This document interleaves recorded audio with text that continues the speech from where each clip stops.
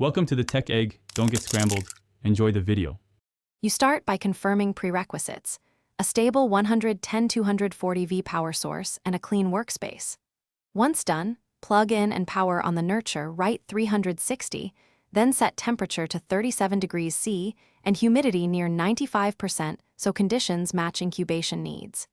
Make sure to run the unit for 20-30 minutes to stabilize.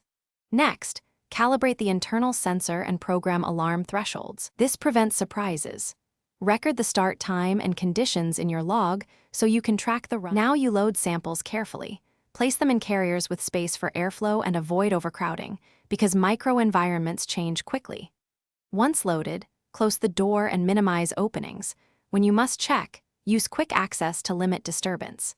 Enable continuous data logging and connect remote alarms so you can monitor conditions without physical checks.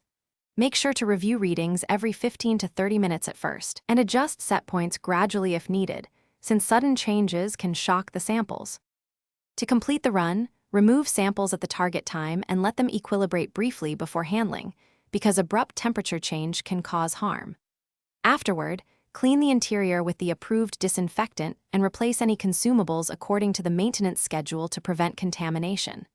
If an alarm triggers, first verify power and that the sensor calibration hasn't drifted, then check the door seal and humidity reservoir.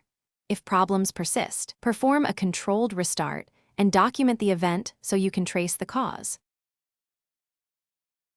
Thanks for watching. Consider subscribing if I helped unscramble your problems.